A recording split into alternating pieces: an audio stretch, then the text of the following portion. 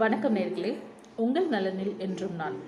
ஹைபாக்சியான்னு சொல்லக்கூடிய ஒரு கண்டிஷன் உடலில் சில செல்களுக்கு ஆக்சிஜன் சப்ளை ப்ராப்பராக போகலைனாலும் இல்லை ஒரு பாகத்துக்கு ஆக்சிஜன் சப்ளை சரியாக போகலைனாலும் அங்கே கேன்சர் உருவாகிறதுக்கு நிறைய சான்சஸ் இருக்குது.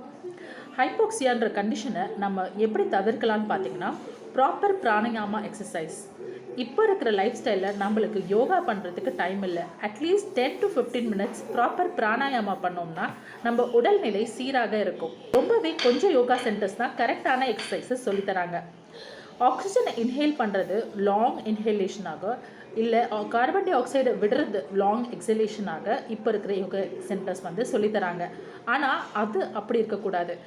ஆக்சிஜன் இன்ஹேலேஷன் ஒரு 6 செகண்ட்ஸ்க்கும் எக்ஸலேஷன் ஒரு 5 செகண்ட்ஸ்க்கு தான் இருக்கணும். கார்பன் டை ஆக்சைடும் உடலில் நிறைய ஃபங்க்ஷனுக்கு பங்கு வகிக்குது. குறிப்பிட்டு சொல்லணும்னா, oxygen release in muscles, pH maintenance and also for capillary dilation.